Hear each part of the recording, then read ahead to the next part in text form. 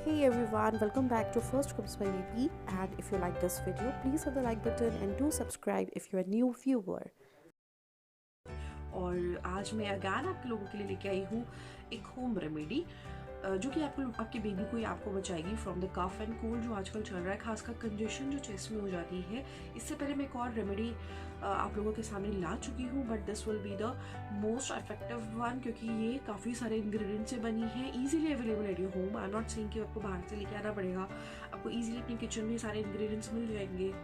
And it is effective not only for the cold but also अगर आपको कोई body में या जॉइंट में पेन है तब भी। तो ये 4 इंग्रेडिएंट से बनी है जो कि आप आगे देख लोगे, मैं आपको बता दूंगी। बट इसमें आपको क्या ध्यान रखना है, इसका सिर्फ एक ही इंस्ट्रक्शन है कि जब भी आप इसको लगाओगे आपके बेबी के ऊपर, लाइक चेस्ट पे, बैक में, पैरों के तलवों में, आपको उसके बाद बच्चों को या अपने आप को रज़ाई में ही रखना है, बाहर नहीं निकालना है।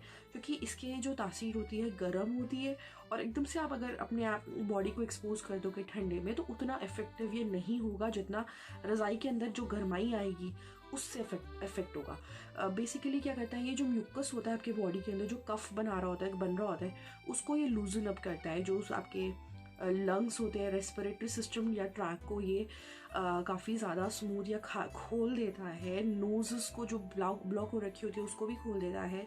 तो बहुत ज़्यादा इफेक्टिव है। और ख़ासकर सर्दियों में बच्चे इतने बीमार पड़ते हैं, तो आप पहले से अगर आपको लगने लग जाए ना कि बच्चों को कफ या कोल्ड कैच करने वाला है, या बच्चे लापरवाही कर रहे हैं मिटन्स पहनने में, कैप पहनने में या सॉक्स पहनने में, तो आप लोग इसको तुरंत स्टार्ट कर सकते हो। You don't have to delay it. And इसको ऐसा नहीं है कि अगर आप बच्चे ठीक हैं तब नहीं लगा सकते, बच्चे ठीक है तब भी लगा सकते हो, आगे प्रोटेक्ट करेगा। तो before going to the doctor किसी भी कफ कोल्ड के लिए, जब सीवियर हो जाए उससे पहले आप होम रेमेडीज़ ट्राई करो। जब वो इनिशियल स्टेज में जब कोल्ड कफ होता है, अगर आप तब होम रेमेडीज स्टार्ट करते हो तो आप लोगों को उस हद तक ज़रूरत ही नहीं पड़ती है मेडिसिन लेने की, क्योंकि उतनी जल्दी ठीक भी हो जाता है। आयुर्वेदा में या एंशियंट टाइम्स में क्या होता था कि जो लोग होते थे वो इन्हीं सब चीज़ों पे निर्भर करते थे, they were not doctors and all. तो वो लोग जो होम रेमेडीज़ होती हैं, जो घर में जो चीज़ें होती हैं जिनका महत्व होता है, उन्हीं से ही अपने जो बीमारियां होती थी उनको ठीक करते थे। And India is famous for home remedies. जड़ी बूटियाँ, तेल, नुस्खे इतने ज़्यादा इंडिया में पॉपुलर है कि आपके भी मदर ने, उनके भी मदर ने कहीं ना कहीं इसको यूज़ किया ही होगा। एंड आपके कानों तक ये वाला जो इंग्रेडिएंट्स है ये कहीं ना कहीं पहुंच रखे होंगे। बट ये होता है कि आपको तरीका नहीं पता होता, या फिर सही नॉलेज नहीं होती है, उसकी वजह से आप बैकआउट कर जाते हो, फिर आप मेडिसिन पे ही निर्भर हो जाते हो। बट आई वुड से कि keep the medicine as a last option. उसको बिल्कुल भी आप बीच में मत लेके आओ। उससे पहले आप होम रेमेडीज़ हर चीज़ के लिए होती है, गैस हो, कॉलिक प्रॉब्लम हो, तो सबसे पहले होम रेमेडी ही काम आती है। और इस मेरे केसेस में तो त्रिशिका के साथ ही होता था। कॉलिक एड वगैरह भी मैं देती थी, they are effective. I am not saying कि they are not effective and all, but हींग जितना काम करता था उतना तो कोई मेडिसिन आई थिंक काम भी नहीं कर पाती थी। तो होम रेमेडीज ऐसी है, इतनी स्ट्रॉन्गली इफेक्टिव होती है ये कि बच्चा बहुत जल्दी इन सारे होम रेमेडीज से ठीक हो जाएगा। एंड ये विंटर सीजन चल रहा है तो I will come up with different home remedies for you guys, आपके बेबी ताकि स्वस्थ रहे, तंदुरुस्त रहे, मस्त रहे एकदम से। एंड बहुत ज़्यादा इफेक्टिव रहेगी सर्दी के सीज़न में। आप तुरंत स्टार्ट कर दो बच्चों को यूज़ करना, बच्चों के ऊपर। And stay connected. एंड देखो मैं आपको छोड़ के जा रही हूँ वीडियो के साथ। सो गाइस, जो 4 इंग्रेडिएंट्स है वो यहाँ पे आपके सामने है। सबसे पहला है अजवाइन। अजवाइन को कैरम सीड्स भी बोलते हैं एंड ये म्यूकस को हटाने के काम आती है। उसके बाद हमारे पास है मेथी दाना, इसको फैंक्विक सीड्स भी बोलते हैं। एंड ये है एंटीवायरल प्रॉपर्टी। गार्लिक है एंड मस्टर्ड सीड है। और इन सब की ही मैक्सिमम जो तासीर होती है वो गर्म होती है, इसीलिए भी ये हेल्प करती है हमें चेस्ट में जितना भी कंजेशन हो रखा है और चेस्ट में जितना कफ है, म्यूकस है, उसको निकालने में। गार्लिक को मैंने चॉप कर लिया है, 5 मैंने गार्लिक लिए थे और इनको मैंने फाइन चॉप कर लिया। अब एक कढ़ाई लेंगे, कढ़ाई में डालेंगे तेल। 1 कटोरी तेल था पूरा भर के। एंड इस तेल को हम लोग हीट अप करेंगे। हीट अप करने के लिए हम लोग जो फ्लेम होगा that should be on a low flame या फिर मीडियम फ्लेम, और गरम करेंगे इसको। जैसे ही आपको लगेगा कि जो आपका तेल है वो गर्म हो गया है, ऐसे हाथ रख के आप देख सकते हैं। तो जैसे ही आपको लगेगा गर्म हो गया है, उसके बाद हम लोग जो सबसे पहले इंग्रेडिएंट इसमें डालेंगे दैट विल बी गार्लिक। और गार्लिक जो हमने फाइनली चॉप कर लिए थे। चॉप करने का हमारा मकसद ये है कि इसकी जो प्रॉपर्टीज़ है सारी अच्छे से निकल जाए। उसको साबुत डालोगे तो इतने अच्छी तरह उसका जो फ्लेवर है या फिर जो भी प्रॉपर्टीज़ है वो नहीं तेल में जाएंगी, इसलिए हम लोग या तो क्रश करते हैं या फिर कट करते हैं इसको पीसेस में। एंड तेल गरम था तो फटाफट ये पकना भी स्टार्ट हो गया है। गार्लिक बचा हुआ भी मैं डाल दूँगी गार्लिक इसमें। एंड गार्लिक को थोड़ा पहले इसलिए डालते हैं बाकी दोनों इंग्रेडिएंट से, ताकि अच्छे से ये बर्न हो जाए, बर्न तो नहीं कह सकते, पक जाए। और बाकी मेथी दाना और जो हमारा अजवाइन है उसको थोड़ा लेट डालेंगे, और उसका रीज़न ये है कि ये दोनों बहुत ज़्यादा जल्दी जलते हैं, पकते हैं गार्लिक से। गार्लिक को थोड़ा टाइम लगता है, इसलिए हमने पहले गार्लिक डाला और बाद में दोनों इंग्रेडिएंट डाले हैं। तेल ऑलरेडी गर्म था तो अच्छे से झाग इसलिए बन गया है, कच्चा तेल है, कच्चा बिल्कुल सरसों का तेल है। आप देख सकते हो अच्छे खासा पक रहा है। और हम लोगों को बिल्कुल वेट नहीं करना है डार्केस्ट ब्राउन हो, we have to keep all the 3 ingredients light brown.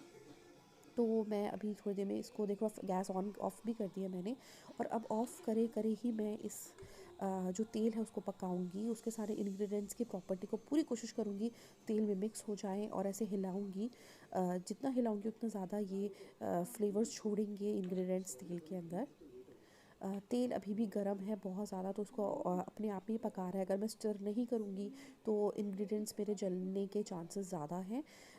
अब आप देख सकते हो गार्लिक भी हल्का ब्राउनिश कलर का हो गया है, एंड अजवाइन और मेथी दाना तो उससे ज़्यादा ब्राउन हो गए हैं। भले ही मैंने थोड़ा लेट डाला क्योंकि दोनों जल्दी जलते हैं, जल्दी बर्न हो जाते हैं, जल्दी पक जाते हैं। और हिलाते रहूँगी मैं।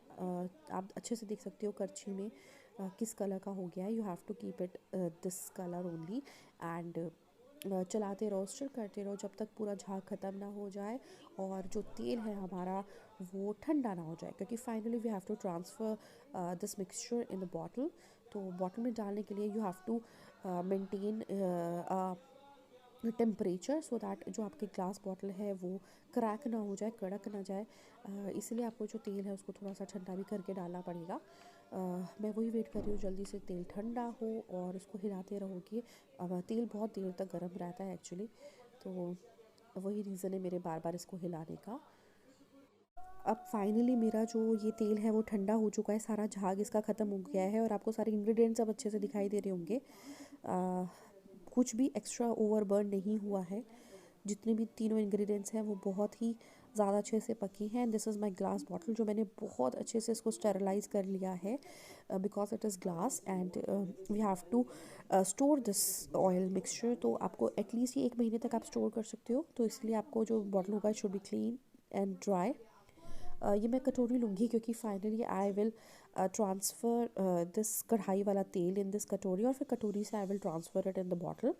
उसका जो लिड है एक्चुअली ऊपर का जो वो है वो थोड़ा नैरो है, और मैं ऐसे छलनी से इसको छान रही हूँ। आप नॉर्मल वैसे वाली छलनी भी ले सकते हो, प्लास्टिक छलनी जितना अवॉइड करोगे इतना अच्छा है। उसके चलने के बाद अदरवाइज चांसेस होंगे, तो मैं स्टील की छलनी से इसको छान रही हूँ, स्ट्रेन कर रही हूँ जितना भी ऑयल है इसमें।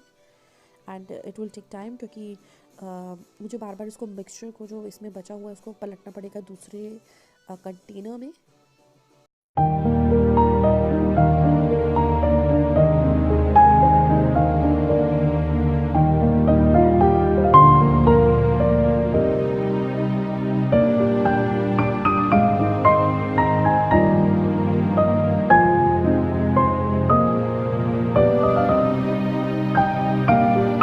फाइनली जो हमारा तेल था वो स्ट्रेन हो गया है, छन गया है, और अब मैं इसको वापस इसमें ट्रांसफ़र करूँगी। थोड़ा बहुत अजवाइन का जो पीसेस होंगे वो जाएंगे मिक्सचर के अंदर, बट डोंट वरी। एंड इसको मैंने पूरा अच्छे से बॉटल में रख लिया है, डाल दिया है। Bottle again you have to keep in mind कि साफ़ सुथरी हो। और बन गया हमारा तेल, और इस तेल को आप रेगुलर मसाज करो अपने बेबी के चेस्ट पे, पाम पे, पैरों के तलवों पे एंड बैक पे। Stay corrected guys.